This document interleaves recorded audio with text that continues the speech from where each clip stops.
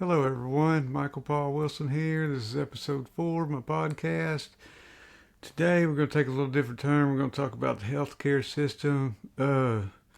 Might be kind of touchy in some ways, but you know, with certain things, I don't want to. I'm by no means a medical doctor, and I don't want to give advice. This is just my personal experience, but I don't want anybody to take my advice and run with it. You do what you feel like you need to do. This is just my personal views on the healthcare system and the how it is in the United States. And I tell you what, it's kind of scary. But I wanted to start, with my first. When I first got diagnosed with cancer, I went up north to this. They specialized in stomach cancer and colorectal cancer and gastric cancer and so I went there and was talking to the doctors, and I didn't pick up on it at first, but I noticed like the head oncologist that I talked to, and then I talked to a surgeon, but the head oncologist, he said, okay, he said, for this type of cancer, after they staged it as 1B, which was mean it was isolated to my stomach, but at the time, but it wasn't in one place. It was several places on my stomach, and that's what made it go from to 1B. That it moved several different places, and he was looking, at his computer, and he says, "Okay, it's recommended you do 8 rounds of chemo and then surgery." And I said, "Okay." And, like I said, I didn't think about it at the time. And, I went and talked to the surgeon after that. And the surgeon said, yeah, after 8 rounds, we're going to remove the cancer. And I said, okay, that's fine. I was new to this. I was very trusting. I had a lot of strength, that the Lord had given me. And, I'd prayed about, guide me. And yeah, I just had to put a lot of trust in the Lord then, and especially later on, and which I trust in the Lord all the time, but on His guidance and stuff. And so I went with the chemo, and man, I tell you what, it really ran me down, and I went through 4 rounds of it, and they said, "Man, you're just beat down. We're gonna have to go ahead and do the surgery because if you do 8 rounds, we don't think you're gonna make it." I said, "Make it?" And he's like, yeah, it's really taking a toll on you. He said, so they recommend 4 and then surgery and then 4 after that. I said, okay, well, let's go with that. And so anyway, they decided to go ahead and take my whole stomach out. They said, we're just going to take the whole organ out. It's the disease. After that, we'll do some radiation. It should come back. And then after the radiation, start up with the chemo again, the 4 rounds. And so anyway, I did that. And the recommendation on the radiation, he said, was, like I said, I think it was 3 or 4 weeks. I can't really remember. Uh, it was a hard time. So I did all that, and then came back, and he said, well, I'm sorry to tell you, it's starting to spread. You got ascites now, which is fluid buildup. Uh, let's sample that ascites. And so it's fluid in your abdominal, so they took it out. And they said it. They tested it and said it had cancer cells in it. So they said, yeah, the cancer's spreading everywhere. I said, okay, so what do y'all want me to do?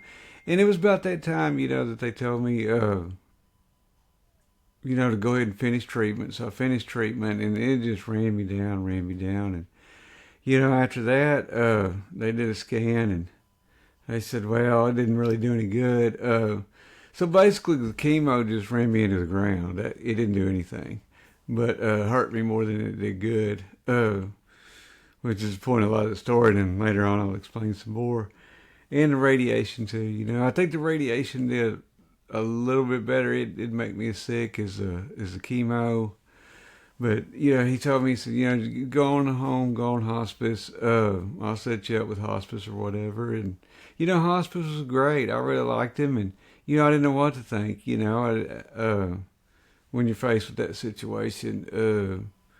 Like I said previous, how you going to perform? And, I performed as well as I did because I had Jesus in my life, and I knew He was guiding my path, and I had the Lord. I knew where I was going, and I needed to spend a lot of time in prayer, for my family and stuff like that, and so I did that.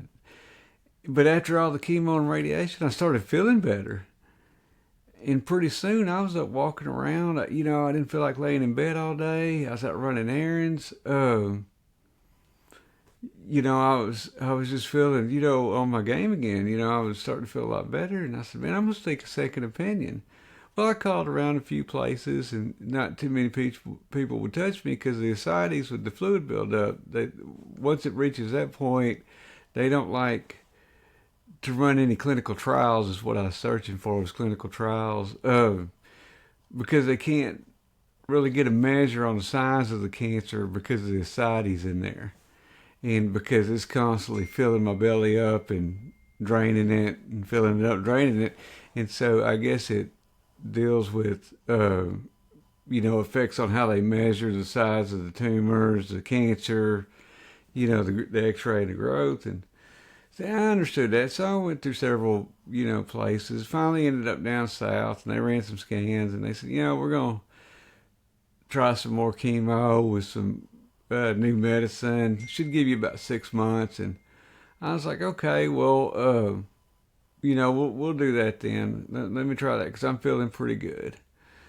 But what I noticed again too is every time the head oncologist was looking at it, he said, okay, this is what we're going to recommend. But he was always looking at the computer. And it started running me in the ground again. They gave me little to no hope, It's pretty much where I'm at now. And I started thinking about it, and I was like, are y'all going by a chart? I mean, I could read a chart and tell you what I need, because every time I would bring up something else, even to the first one, I would bring it up. And, I said, well, what about you mean therapy, or I didn't pronounce that right, immunotherapy, and these other things. Well, they don't recommend that. I'm like, who? But they never would tell me. And then they'd say, no, this is the recommendation right here.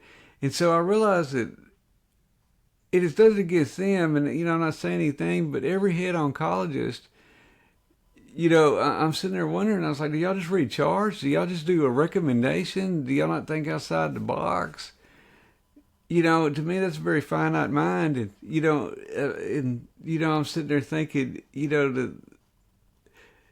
are they really looking for other options, or are they just going by this deal, and if it doesn't work, it doesn't work, And so, I kind of got disappointed, in the system, and I was sitting there thinking, man, this is crazy. I need to find something, where they do experimental things or something like that. And pretty much the only place I found was overseas or out of the country, down in Mexico, and, and a few other places around here that are connected to the United States, but a lot of it's overseas, And they do experimental things, and they try new things, and they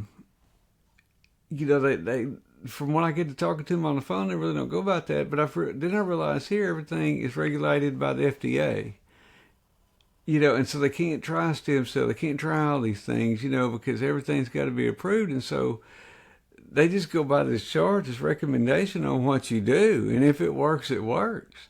And like I said, that's my personal point of view. And that's the way I see it.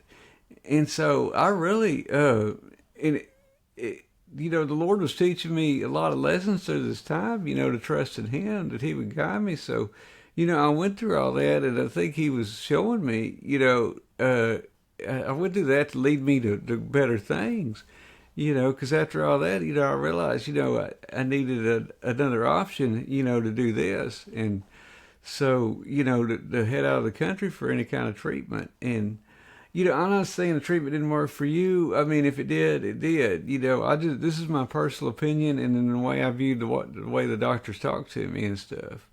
My primary care physician was wonderful. She sent me off, got me tested. She thinks outside the box. She does all these things.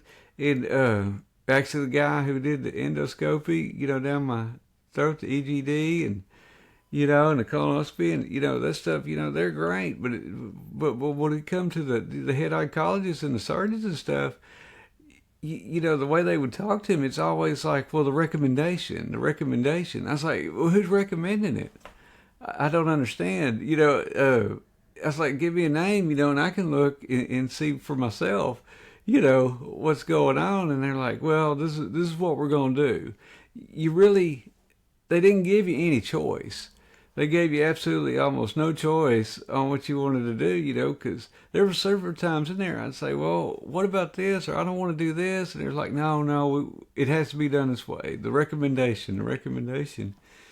And so I kind of, it just made me leery about things and the way our healthcare system is. And, in and out of the hospital, doctors coming in and talking to me and stuff. And, emergency room doctors, when I was having trouble, they would say, yeah, if I was you, I'd do this and that. It'd be completely different, from what the oncologists were telling me. And I got the impression, they were telling me like, yeah, I mean, don't say nothing, but, if I was in your shoes, this is what I would do. And so I started, listening to that, because these were very intelligent people, And I started thinking about, there was a big conspiracy theorist, people, conspiracy theorists, climate change, all this other stuff. But, I can't remember, chemtrails, stuff like that. I don't know about any of this stuff. I know about the medical system and our healthcare system. The way I started becoming a conspiracy theorist on that stuff because, I would always hear, well, they really don't want to cure cancer. Chemo's a moneymaker and all this stuff, I'm really starting to believe it the way they push it, because when I tried to get out of all that and just talk to the doctor, I mean, they pushed hard, and I would have nurses call me, navigation nurses, they'd call me, and they'd say, no, no, you done skipped one appointment. We need to get you in. And I'd say, no, I just don't feel like it. Well, what's your symptoms? We need to know your symptoms. And the reason that frustrated me, because there was a point in time where after they removed my stomach, I was able to eat a little bit. And so, I'm kind of jumping around here, but to get back to that. And so after a while, because the cancer was growing in me, I wasn't able to eat. And I would call them and I would say, look, I'm not able to eat. And they would say, well, we'll just, another treatment, a chemo might shrink it, help out a little bit. We'll get you in with a gastrologist specialist, see what's going on. And, I do that. And no matter what they did, I couldn't eat. And we're talking about, we're going past a month here. I'm getting into 6-7 weeks and I've lost 20 pounds. I'm hurting pretty bad. I'm bedridden again. I can't hardly get out of bed. I can drink some Ensure. That's about it. And that was the only thing keeping me alive. Hang on just a minute. That was the only thing keeping me alive. And I'd gotten really bad shape. Well, I got out of bed one day and I just fell out and passed out on the floor and got, woken up by somebody. Luckily I had them over here, and anyway, I said, you're going to take me to the emergency room. I can't hardly stand up. I mean, my legs are wobbling and stuff. Well, I go there and they're like, yeah, you're malnutritioned. You're in bad shape. I was pretty much on the brink of death, I think. I'm not real sure about the brink of death, but I mean, I was in pretty bad shape, dehydrated and stuff like that. Well, that's when one of the emergency room doctors said, man, this is crazy. He said, I don't even know why they tell you that. You're staying in the hospital. Well, they hooked me up with a TPN, which is a feeding bag, which I wear. I was wearing it 24/7, but I only have to wear it at night now. That's why I don't have it home. But, I got my porch right here, and I hook up for 12 hours at night and feed. And within a couple of weeks, I stayed in the hospital like 9 days before they would release me on that stuff. And they just kept pumping stuff into me and giving me stuff. And I finally got to where I could get out of the hospital bed and walk. And I got on that TPN, which is, feeding intravenously through this. And, I was back on my feet again. that whole time I was calling oncologists to tell them where I was at, calling their offices, let them know what's going on. I didn't see him one time. I think I saw him in the hallway, and he stopped and said, "Oh, I see you're doing better," and I was like, "Good grief!" I didn't hear a peep out of him then, but when I got to feeling better, I had his office calling me. In the other hospitals I've been to, won't know about my treatment, won't know if when I can do chemo again. I mean, they were pushing that chemo like there was no tomorrow. And, as far as pushing nutrition in me to keep me alive, I couldn't get them on the phone. And so that made me like a big conspiracy theorist, and I'm sitting there thinking, it is a moneymaker. And so I asked them, I said, I'm just curious, I said, hey man, my insurance is going to run out. I said, pretty soon, since I'm not working. I was like, I'm lucky enough to have insurance now, but I don't know about the future. And I'm sure I'll continue to have insurance. I was just telling them this to see what they would say. And, they said, well, if you don't have any insurance, we can't treat you. And I was like, well, how much do these sessions cost? And they're like $33,000 every session. And I was like, all these times I've been coming to chemo, y'all charge my insurance $33,000 and I pay copay? And they're like, yeah, and if you don't have insurance, we'll try to come up with funds. Other than that, we just can't treat you. And I'm like, oh, okay. So if I don't come up with the funds or I can't get help anywhere else and I don't have insurance, y'all just throw me through the streets and I'm dead meat. You don't care about me getting me in there now, but my insurance will pay for it. And so you're really trying to get me in there, and so I started realizing, that's a big moneymaker, so as far as the conspiracy theories, I'm pretty much a believer now. And a lot of people might think I'm crazy. And like I said, if it's working for you, go for it. I don't want to make anybody mad and, saying, well, he's against chemo and, stuff like that and oncologists and, this is my personal opinion, and I don't want anybody to take my advice or anything. This is just something I want to discuss in my podcast, and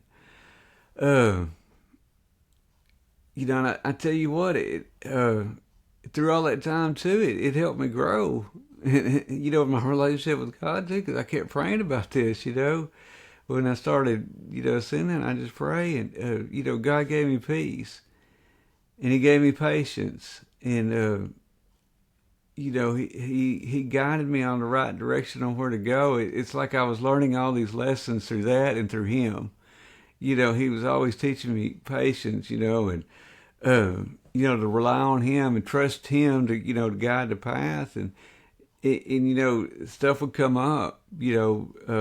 People would talk to me about things, and that's how I found out about all the stuff overseas and down in Mexico and other places in the world and stuff that's not regulated here. And I don't think if I hadn't gone through all that and realized that, I wouldn't know any better. And so I think he understood my perfect plan to get where I'm at today. And like I said, I think the Lord wants us to be proactive, and and because we're not robots. He didn't create robots. He created, individuals, that have minds and think and do things.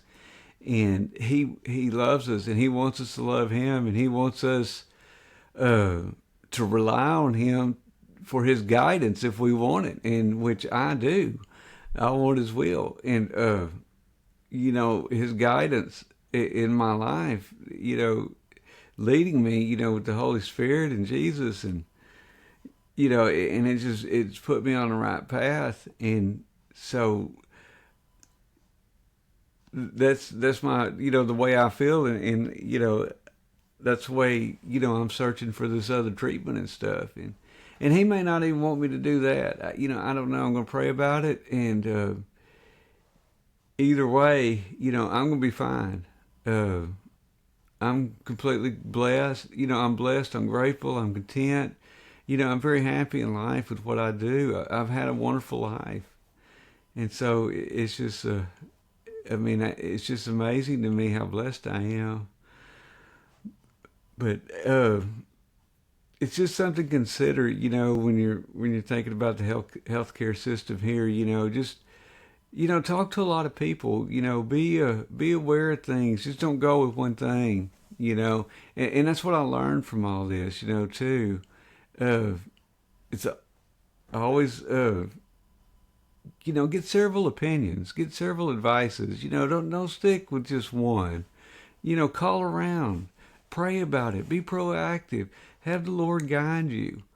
Um, Jesus will take you and just put you in the right place where He needs you, and you just have to pray about it. And He led me through all this, and I'm glad I was able to see all this. And so it's just really neat, and I'm not upset about anything. I think everything happened for a reason, everything happened for a purpose, and I think God is guiding me on the direct path, the right path. But anyway, this is episode 4, and I'll be back with episode 5. I'm thinking about having some guests on, and then episode 6, I think I'm going to jump back into my journey and talk about some more things. That led me, to deal with terminal illness and, where I'm at today. Y'all have a wonderful day, and I love each and every one of you. Thank you.